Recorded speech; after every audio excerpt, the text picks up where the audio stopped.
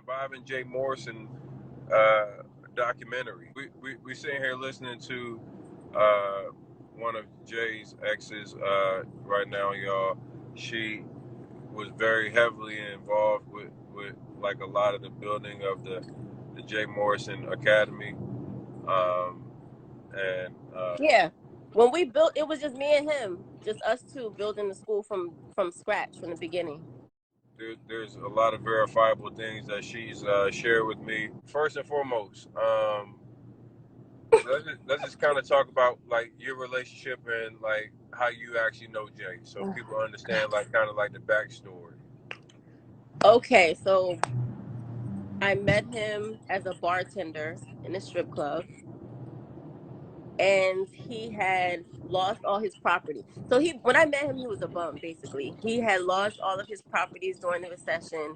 He was just broke, living off of his baby mother, right? So his baby mother lives in Baltimore, and he lived in New Jersey. And she was like helping him from Baltimore, right? So anyway, when I met him, he didn't have any money. And he was living in a foreclosed home. So he had no properties, living in foreclosure. But he started JMA Academy while he was living in foreclosure with no properties. You know what I'm saying? Let's talk Yeah. about the foreclosure property. Let's talk about that for a second. So Yeah. I heard you mentioned that he was living in the house. It was a foreclosed house, and what was going on with that property? Like, how long did y'all live in that house together? Like, and like without paying any money or whatever. What was that situation? Like 4 years. 4 years. So y'all lived together So for 4 years in that house with no no mortgage. right. Yeah, and I sent you the address so you can check that it was sold in a sheriff's sale. Oh, I've already done my research. That's why I was confident enough to bring you on here. Yeah, Mr. Real Estate was living in the house as Mr. Real Estate, but then the house was being foreclosed the entire time, and they had a fear. They had a fear, basically, of the sheriff coming and kicking them out at any time, essentially. Right. All right, so like y'all living in the Okay. Mm-hmm. y'all living in the condo or whatever, and this is where JMA Academy is created. Right. So online, he was saying that he was a celebrity realtor, right? And he had a lot of like old clothes because before the recession, he was on BET. He was on was it like he did a billboard for Rock Nation, something like that. Like he had a little You acclaim know, before. the crazy part about that BET Mhm. thing. I think allegedly the BET interview was the house that he did the BET interview is the house that was in dispute with like the $500,000+ fraud case that he had. Oh, I don't know anything about before the recession. I'm not sure. Yeah, no. So this was a something that he had a bankruptcy that he filed like in 2019 or something like that, where uh, somebody was a business partner of his or something like that, where they were doing a deal together, and Jay was supposed to be selling the house for him and then splitting the profits. Mm-hmm. Well, Jay sold the house and kept the full amount of the money. It was over $500,000+ that Jay kept out of that deal. So the guy ended up Yeah. having to sue him, but Jay filed for bankruptcy. But allegedly, that house that's in question was the one that Jay was posing in front of in the actual BET interview. Wow. I'm not surprised. You know. But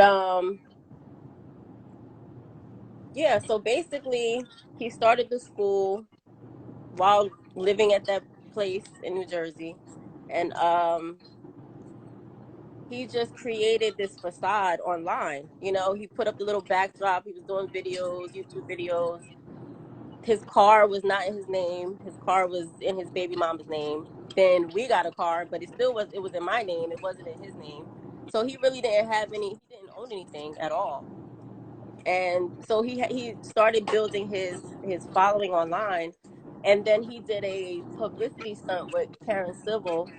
Basically, he paid Karen Civil $2,000 to have Jeezy say that he donated $1 million.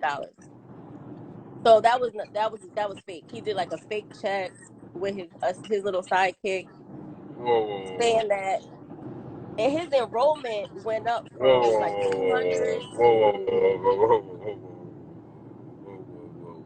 yeah, his enrollment skyrocketed off of that donation, or that fake donation. Karen said, like, I feel like that's her job. Her job is to make her clients look good. You know what I'm saying? She, at the time, Jeezy had some type of legal issue or something, so he needed something to look good for himself. So I mean, she only got $2,000. That was it, $2,000 for a $1 million donation. So that wasn't much. Yes, the $1 million check was fake. Somebody just asked that. That was super fake. So he paid. I can go into long details about everything, but like I said, that's just how it goes, right? So that really got him his whole. Everybody was like, "Who is he?" Then he put out this video called "Wake Up." Wake up! On YouTube, where he got out the car that he didn't own. And he was like, "Wake up," like that, right? So he literally just made these different strategic moves and kept building on these moves. He just did a fake it till you make it. That's it. He did a fake it till you make it. And I felt bad because after I stopped dealing with him, I saw on the Shade Room that he had moved to Atlanta. So I knew his house got foreclosed on because before I left, there was the notice on the door from the sheriff's sale. And when I called the lady, she told me they weren't pushing it back anymore. So I was like, oh, it's about to go. You know what I'm saying? It's about to go down. So when I had stopped talking to him, we got into this big argument, whatever. And then I saw in the Shade Room that he had raised all this money. And I really felt bad because I knew he always wanted to be famous. He always wanted his own building. Y'all don't even know, like, he bought that building. The first opportunity he got, he bought a building for himself. That's really what he wanted. It's his own building. He wants he bought a purchase for himself. And it's sad to see that people are just happy to have their name up there, and that's it. So I actually, I feel guilty about it. Like, man, I really helped being a ride or die dummy. You know what I'm saying? It's just a messed up situation. So I'm glad that you're doing what you're doing. I mean, this is like it's so much stuff, man. I'm getting, like, my DMs are just coming with, like, this isn't about the people. This isn't about uplifting the Black community. This is about, like, feeding his pockets. It's about, being popular. You see a trail of, like, upset, used people, looking for retribution. But as far as the girl, the video or the screenshot that you posted, that's a whole nother conversation because he's a womanizer, porn star, millions of chicks. It's like, it's a lot. I literally could write a book on that whole piece. That's why I said I'm embarrassed. I'm really embarrassed. Well, he tried to do porn before. I told you that. But I mean, he has a lot of women. He does a lot of things, like kinky things. I hate to say this, but yeah, he's into all of that stuff, that crazy stuff. Oh, God. Put it like that. That video is not surprising to me at all, and his wife probably knows about it. Put it like that. That's what I'm saying. You can't. His past is too crazy. His past is too crazy. You can't just move to Atlanta and then try to make this whole new image of yourself. Like, your past is gonna catch up with you at some point. It can't. That's just unrealistic to think that it's not. Jay bullshitted himself all the way into a position where people respect him. Right.